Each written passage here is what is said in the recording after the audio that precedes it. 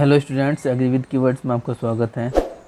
Student, आज हम बात करने वाले हैं वेजिटेबल प्रोडक्शन के बारे में। ठीक है, इसका सिलेबस डिस्कस करेंगे। सिलेबस डिस्कस करने के बाद यहाँ पर जो भी वेजिटेबल्स हैं उन पर सभी पर हम वीडियो यहाँ पर लाएंगे। ठीक है, अब आपको सबसे पहले सिलेबस ज़रूर पढ़ लेना चाहिए। सिलेबस से ये कंफर्म हो जाता है कि आपको क्या पढ़ना है क्या नहीं पढ़ना है। बहुत सारे स्टूडेंट्स हैं, मान लीजिए क्या पढ़ रहे हैं, कैबेज पढ़ रहे हैं, और कैबेज आएगी नहीं, क्यों? सिलेबस में नहीं है।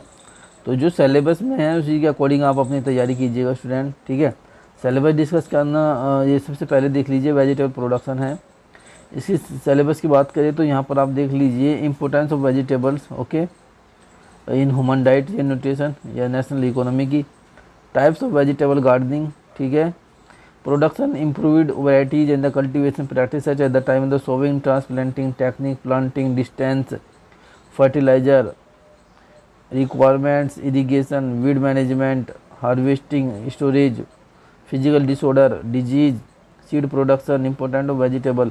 आपको कौन कौन सी वेजिटेबल्स पढ़नी है? सारी वेजिटेबल्स नहीं पढ़नी है, जो आपके सिलेबस में है वे वेजिटेबल्स आपको पढ़नी है। जैसे कि मान लीजिए पोटैटो है, आलू की खेती आपको पढ़नी है, टोमेटो है, टमाटर की खेती आपको पढ़नी है, कॉलीफ्लावर फूल गोभी की खेती आपको पढ़नी है, ऑनियन प्याज की खेती आपको पढ़नी है, ओकरा भिंडी की खेती आपको पढ़नी है, बोटल गार्ड लौकी की खेती आपको पढ़नी है, बीटर गार्ड करेले की खेती आपको पढ़नी है।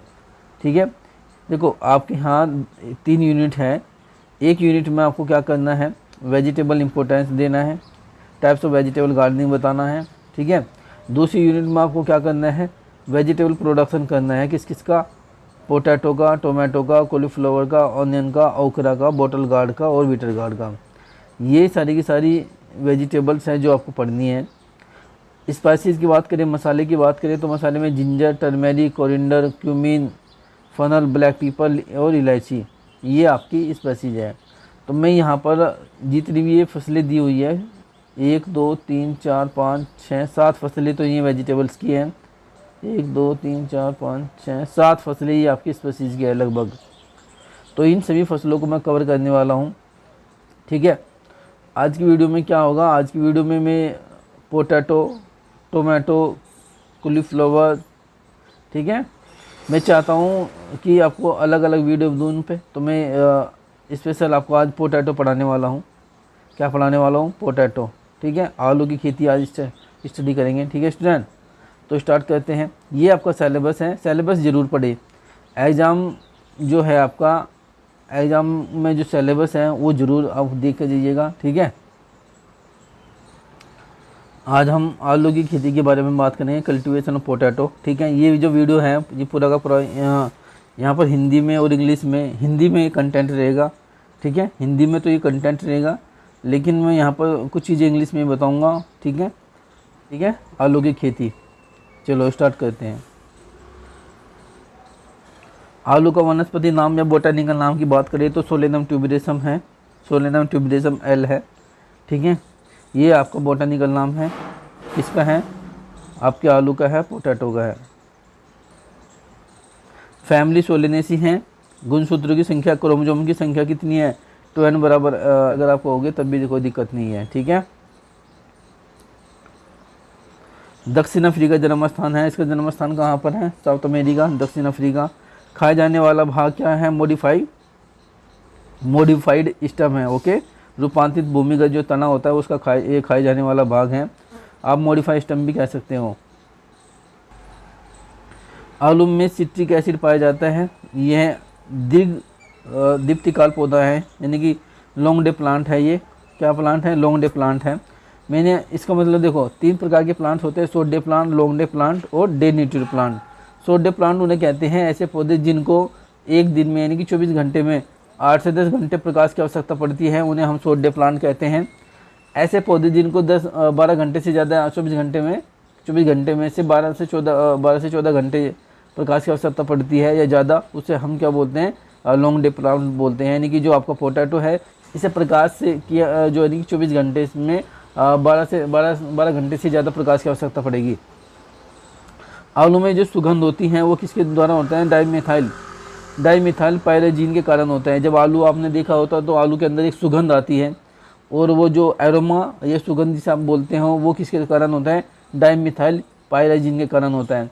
मैं इंग्लिश में भी इस पर वीडियो बनाऊंगा स्पेशल, ठीक है, बट जो अगर कोई स्टूडेंट इंग्लिश में देख रहा है तो वो डाइमिथाइल पायराजीन ये सब चीज़ें लिख लीजिएगा। आलू में जो सुगंध होती है यानी कि aroma in potato due to dimethyl pyrazine. Okay,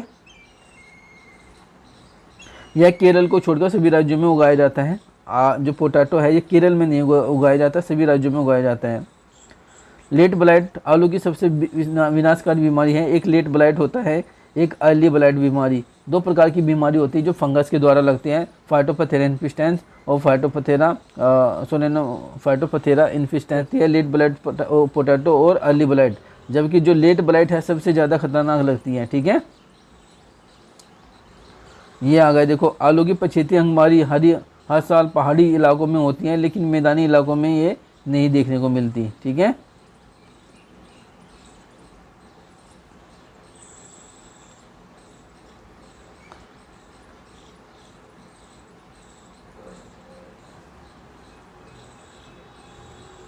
potato और ट्यूबर मोथ महाराष्ट्र और कर्नाटक मध्य प्रदेश के अंदर पाया जाता है। देखो पोटैटो ट्यूबर मोथ क्या होता है, ये भी एक डिजीज वगैरह होते हैं। ठीक है, पोटैटो का ट्यूबर मोथ वगैरह। ठीक है, वाट रोग पश्चिम बंगाल की दार्जिलिंग पहाड़ियों तक सीमित है। ठीक है, वे सारे बीमारी इनके बारे में बताऊंगा आपको। आलू को वृद्धि के लिए कितने मैंने अभी बताया कि ये लॉन्ग डे प्लांट होता है। ठीक है, CPRI कहाँ पर है, central potato research institute. CPRI central potato research institute कहाँ पर है, कुफरी शिमला हिमाचल प्रदेश में है। इसकी स्थापना 1949 में हुई थी। आलू में सोलेनिन जो होता है, सोलेनिन की बात करूँ, मैंने आपको पहले बताया था कि जो आलू होता है वो कभी कभी हरा होता है। जो हरा हो जाता है आलू वो किसके कारण होता है, सोलेनिन के कारण होता है। यानी कि 100 ग्राम के अंदर आलू में 5 मिलीग्राम क्या होता है, सोलेनिन होता है। यदि सोलेनिन 20 मिलीग्राम 100 ग्राम में हो जाता है तो इसको उपयोग नहीं करने के लिए मना कर दिया जाता है। यानी कि आपका आलू है और उसके अंदर 100 ग्राम में 20 मिलीग्राम क्या है, सोलेनिन है। ग्रीन आलू ज़्यादा है तो उसे नहीं खाना चाहिए। ठीक है, ये मना किया गया है। सूर्य के प्रकाश के संपर्क में आने पर आलू के कंद में जहरीला अल्कलैड बनता है जिसका नाम होता है सोलेनिन। यह अल्कलैड पशु और मनुष्य दोनों के लिए बीमारी या मृत्यु का कारण बन सकता है। ठीक है, यह एंटी स्कोरबोटिक होता है यानी कि रक्त शोधक होता है। ठीक है, आलू क्या होता है, सेल्फ पोलिनेटेड प्लांट होता है, सब परागित पौधा होता है। जलोढ़ मिट्टी में आलू की खेती सबसे ज़्यादा की जाती है। आलू के कंद की जो डोरमेंसी की बात करें 8 से 10 सप्ताह तक होती है। आलू में सीड प्लांट टेक्निक का विकास डॉक्टर पुष्कर नाथ ने दिया था। सीड प्लांट टेक्निक किसने दी थी, पुष्कर नाथ ने दी थी 1967 में। ओके, ध्यान रखना इसको भी, डॉक्टर पुष्कर नाथ। कटाई से 10 से 15 दिन पहले जनवरी में आलू में डी हीलिंग की जाती है। ठीक है, मतलब काटने से पहले इसको क्या किया जाता है, थोड़ा सा डी हीलिंग किया जाता है। ठीक है, आलू के अंदर सुसुप्तावस्था या डोरमेंसी तोड़ने के लिए 1% थायोरिया प्लस 1 ppm जिब्रेलिक एसिड 1 घंटे के लिए उपचारित किया जाता है, ताकि जो डोरमेंसी होती है, देखो डोरमेंसी क्या होती है या सुसुप्तावस्था क्या होती है, कभी कभी ऐसा होता है कि जो हमारा सीड है वो कुछ जर्मिनेट नहीं हो पाता है। यानी कि आपने सब कुछ ठीक है, कुछ समय के लिए वो क्या होता है, डोरमेंसी स्टेज में चले जाता है। ठीक है, डोरमेंसी स्टेज में चला जाता है और कुछ दिनों के बाद वो क्या होता है, जर्मिनेट होता है। अगर आलू के अंदर सबसे ज़्यादा बीमारी यही होती है कि उसके अंदर डोरमेंसी स्टेज होती है। आप आलू ला लीजिएगा और बो दोगे तो वो जर्मिनेट नहीं होएगा कई हफ्तों तक। तो उसको क्रैक करने के लिए आप किसका प्रयोग करेंगे, थायोरिया 40 से 45 ग्राम जो TPS 1 हेक्टेयर पौधे के लिए पर्याप्त होता है। 40 से 45 ग्राम। कुछ लोग इसको 100 ग्राम भी लिखते हैं, तब भी कोई दिक्कत नहीं है। TPS क्या होता है, ट्रू पोटैटो सीड होता है भाई। ठीक है, जो मस्टर्ड होता है, सरसों जो होता है इसके साइज का सीड होता है और ये यूज किया जाता है 1 हेक्टेयर में 12.5 बीघे में 40 से 45 ग्राम सीड लगता है। ग्राम ध्यान रखना, इसका भी आंसर पूछा जाता है। ये सब चीज़ें मैंने बता दी। जन्म स्थान, क्षेत्रफल उत्पादन में चीन के बाद भारत दूसरा स्थान पर है सब्जी उत्पादन में। ठीक है, आलू का प्रयोग चिप्स बनाने में, हलवा बनाने में, गुलाब जामुन, रसगुल्ला, मुरब्बा, खीर ये सब बनाने में किया जाता है। यह है आपका तंत्रिका स्वामों को गठियावाएँ वगैरह हो जाती हैं, उसके लिए है। अर्क रूप में जो पत्ते जो होती है पुरानी खांसी में या ऐंठन रोधी के रूप में काम करते हैं। कभी अगर आप आलू की पत्तियों को खाओगे या आलू की पत्ती जो होती है उसका प्रयोग पुरानी जो खांसियाँ होती हैं, खांसी जो होती है, खांसी हो जाती है, उसको दूर करने के लिए किया जाता है।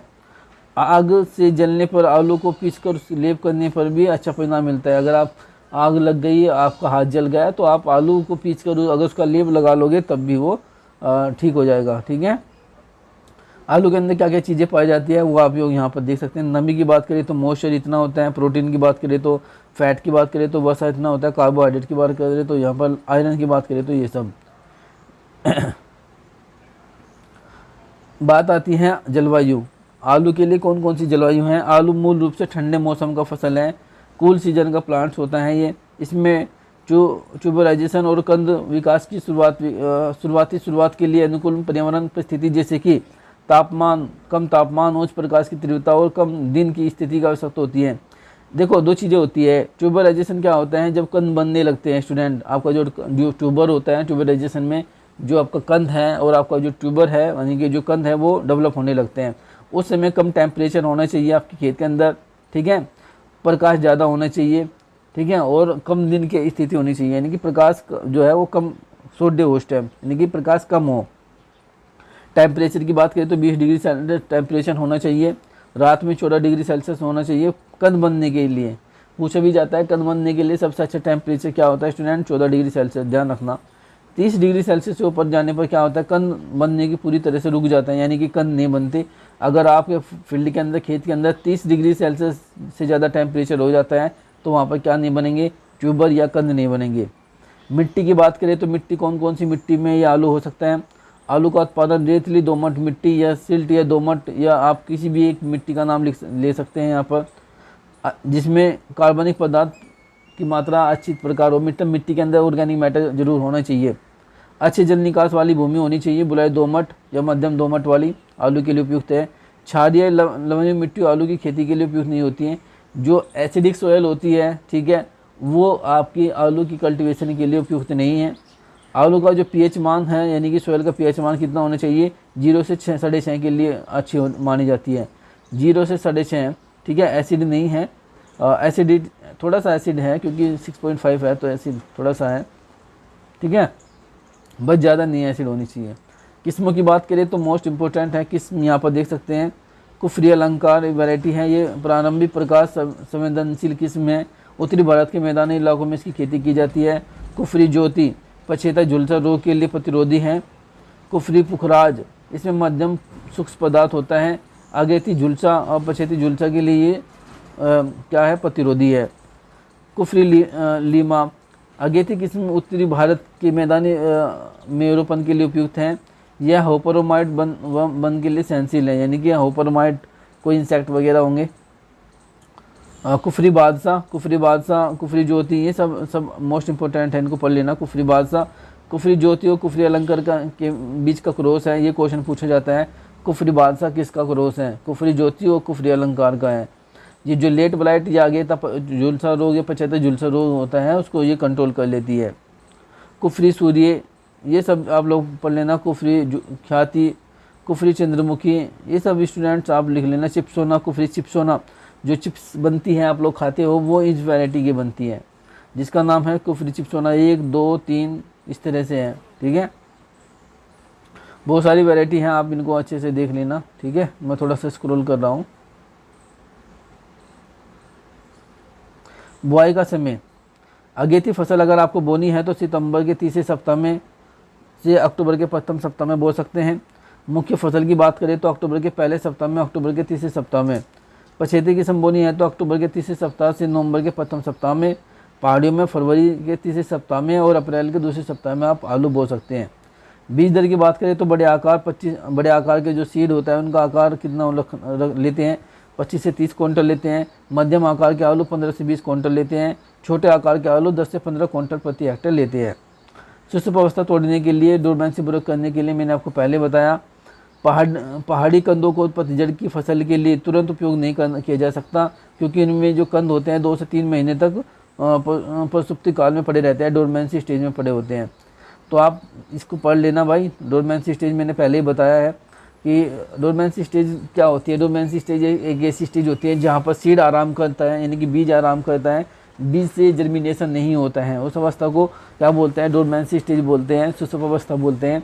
टेम्परेचर सब कुछ सही होगा, लेकिन क्या होता है कि कुछ समय के लिए वो डोरमेंसी स्टेज में चले जाते हैं। तो स्टूडेंट मैंने आपको बताया था यूरिया, आप इसे पढ़ लेना अच्छे से, नोट्स बना लेना इसका। बुआई का समय क्या है, करा दिया। बुआई का मेथड है, आलू की बुआई का मेथड कौन सा है, तरीका दो प्रकार से है। या तो आप मेड पे बो सकते हैं या फिर कुंड में बो सकते हैं, या तो रीज में बो सकते हैं या फिर फरो में बो सकते हैं। मेड और खांचे की विधि हाथ या यांत्रिक रूप से की जाने वाली सबसे लोकप्रिय विधि होती है। इस विधि में मेड तैयार की जाती है। मेड की लंबाई भूखंड के ढलान पर निर्भर करती है। बहुत लंबी मेड़ों पर और खांचों में सिंचाई पानी की आपूर्ति सुविधापूर्वक नहीं की जा सकती। आलू के कंदों में मेड़ों पर लगाए जाते हैं सिंचाई। ये सब चीज़ें आप लोग पढ़ लेना, बस सिंपल सा यही है कि आप लोग इसे ज़रूर देख लीजिएगा। समतल क्यारी बनाकर, यानी कि लेवल में बनाकर, ऊपर भूमि ऊपर ऊंची नीची नहीं है, इस तरह आप समतल क्यारी बनाकर भी कर सकते हैं।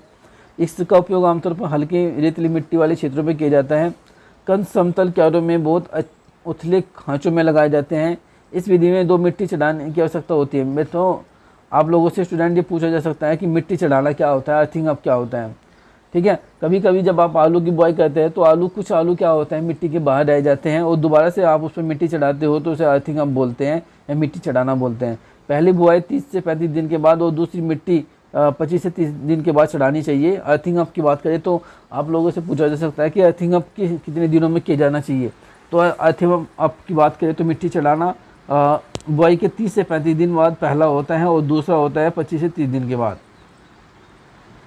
प्लांटिंग डिस्टेंस यानी पौधे से पौधे की दूरी कितनी रखी जाती है, 60 बाई 15 सेंटीमीटर या 15 से 20 सेंटीमीटर आप रख सकते हैं। खाद उर्वरक की बात करें तो आप स्टूडेंट ये सब देख सकते हैं। आलू का पौधा एक भारी फीडर होता है। इस प्रकार पोषक तत्वों की उच्च मात्रा की इसको आवश्यकता होती है। भूमि की तैयारी के दौरान 25 से 30 टन अच्छी तरह सड़ी हुई गोबर की खाद आप डालें। प्रति हेक्टेयर नाइट्रोजन इतनी मात्रा फास्फोरस आप डालते रहे। नाइट्रोजन की 2/3 मात्रा, फास्फोरस की पूरी मात्रा रोपण के समय डालनी चाहिए। शेष 1/3 मात्रा 30 से 35 दिन के बाद पहली बार मिट्टी चढ़ाने के समय लगाया जाता है। फसल में कमी के लक्षण दिखने पर उसके अंदर boron, zinc, copper, manganese, molybdenum आदि का छिड़काव किया जाना चाहिए। सिंचाई की बात करें तो स्टूडेंट आलू एक उथली जड़ वाली फसल है। बार बार हल्की सिंचाई की आवश्यकता होती है। हल्की सिंचाई आमतौर पर हल्की मिट्टी में 8 दिन के अंतराल पर, भारी मिट्टी में 12 से 15 दिन के अंतराल पर सिंचाई करनी चाहिए। पाला पड़ने की संभावना होने पर हल्की सिंचाई करनी चाहिए। सिंचाई के लिए महत्वपूर्ण चरण हैं अंकुरन, कंद निर्माण, मिट्टी लगाने का समय और कंद का निकलना। ये सब आप लोग स्टूडेंट देख लेना। पलवार होता है मल्चिंग।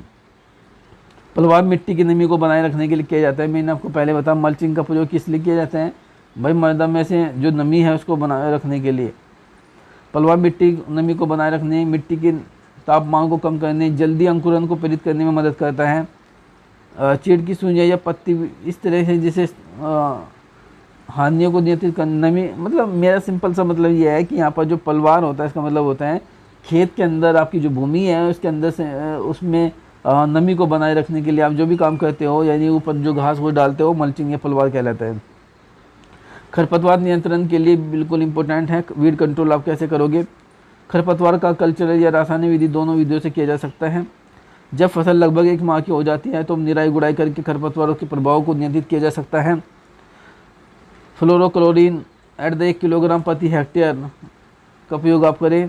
पेंडिमेथिलीन, एंट्राजीन, इस तरह से आप लोग देख सकते हो सभी बीमारियां या सभी वेडिसाइड यहाँ पर लिखे हुए हैं, कोई भी आप इनमें से कोई लिख देना। हार्वेस्टिंग की बात करें तो यहाँ पर खुदाई बोलते हैं। हार्वेस्टिंग अगेती फसलों के लिए 80 दिनों में, मध्यम फसलों के 90 से 100 दिनों में और पछेती फसलों के लिए 100 से 120 दिनों में ये कटने योग्य हो जाता है। तापमान इतना होना चाहिए, ह्यूमिडिटी इतनी होनी चाहिए। ठीक है। उपज की बात करें तो उपज आप लोग देख सकते हो 20 से 25 टन प्रति हेक्टेयर या 200 क्विंटल प्रति हेक्टेयर मिल जाता है। पछेती किस्मों में 30 से 35 टन यानी कि 300 क्विंटल प्रति हेक्टेयर यहाँ पर उपज मिल जाती है।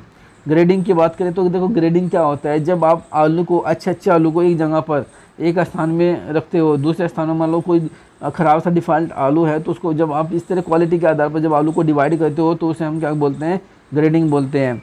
ठीक है, आप लोगों ने देखा होगा A grade, B grade, C grade.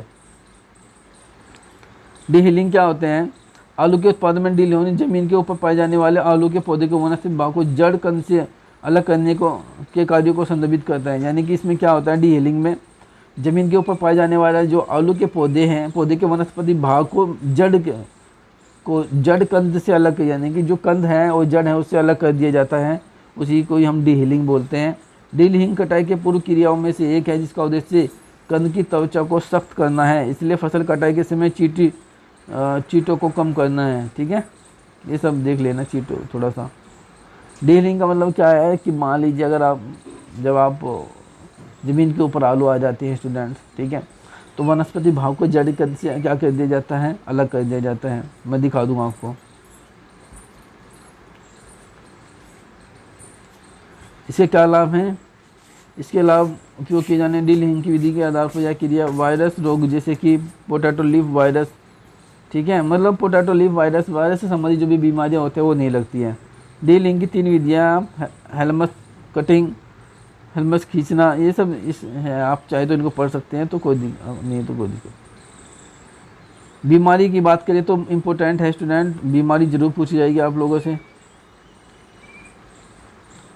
Physical disorder किसी न्यूट्रिएंट की डेफिशिएंसी से प्लांट्स के अंदर आते हैं।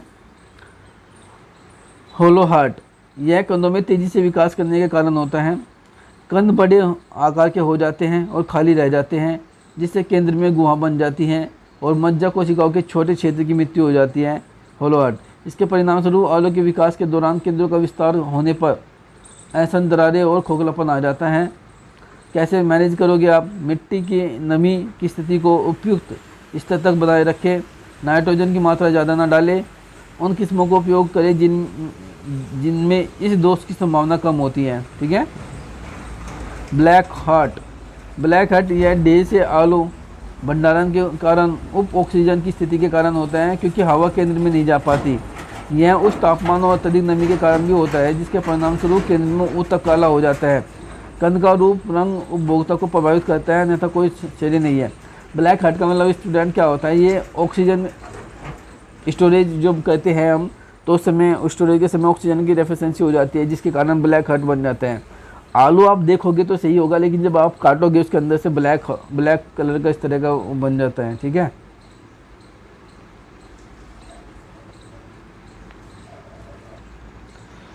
मैनेज कैसे करोगे, उचित वेंटिलेशन प्रदान करेंगे, आलू के कंदों की परतों में रखेंगे, कंदों को ढेर में नहीं रखेंगे। ब्लैक स्पॉट, इसका अर्थ है आलू के कंदों का आंतरिक भूरापन, अंदर ही ब्लैक कलर के भूरापन बन जाता है इसमें भी। यह आंतरिक चोट के 3 दिनों के भीतर समय तक में होता है। आप ब्लैक स्पॉट पढ़ सकते हैं। किस्मों का आनुवंशिक स्वभाव है, उचित भंडारण स्थिति प्रदान करें।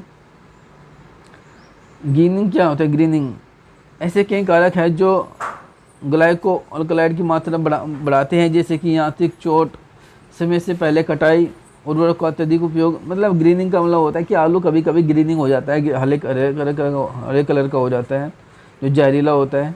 ठीक है, बस उसी की बात कर रहा है ग्रीनिंग। मैनेज कैसे करोगे, आप मैनेज कर सकते हो, उसके अंदर ट्यूबराइजेशन होने पर कंदों पर उचित मिट्टी चढ़ा दो आप, तो ये ग्रीनिंग हो जाता है। आलू में क्रैकिंग होता है, ये बोरोन की कमी से होता है। आलू जो फटते हैं कभी कभी बोरोन की कमी से होता है, बोरिक से। सनस्क्लैडिंग आलू में जो ये सब है।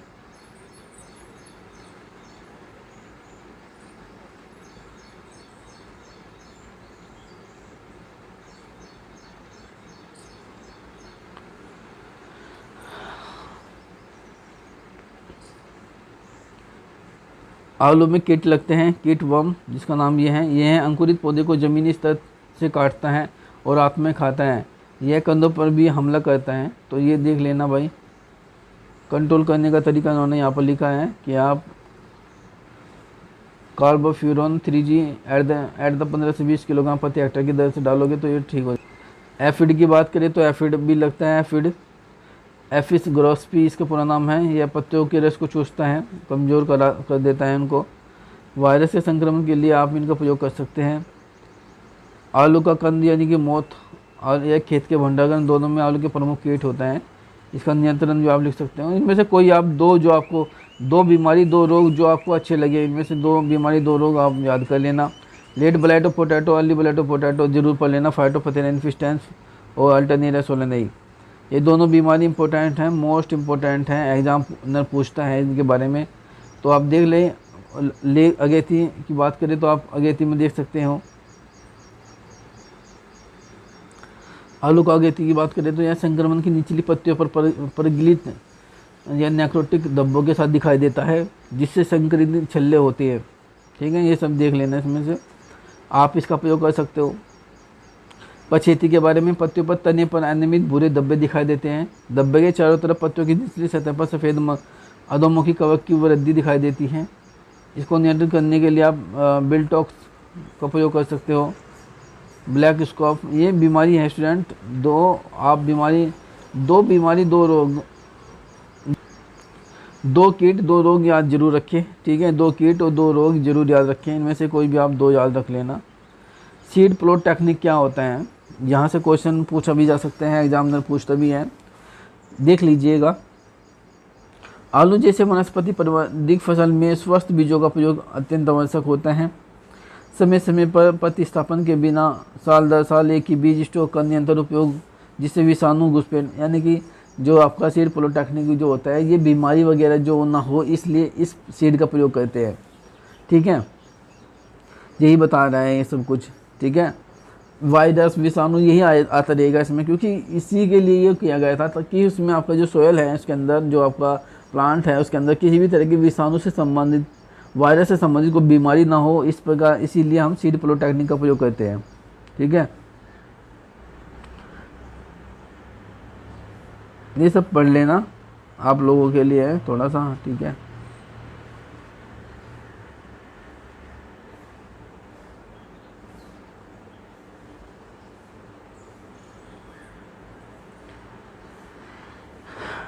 ठीक है, आज के लिए इतना ही है। मिलते हैं नेक्स्ट वीडियो में। ठीक है, वीडियो पसंद आया तो वीडियो को लाइक कीजिए। कितने स्टूडेंट इंग्लिश में वीडियो चाहते हैं वो मुझे बता दीजिए कमेंट बॉक्स में। मैं इंग्लिश में वीडियो बना दूंगा, बट मैं चाह रहा हूँ कि हिंदी में काफ़ी स्टूडेंट्स हैं, हिंदी में भी मैं वीडियो बनाऊंगा और इंग्लिश में भी। अगर किसी स्टूडेंट को इंग्लिश में वीडियो चाहिए तो मुझे ज़रूर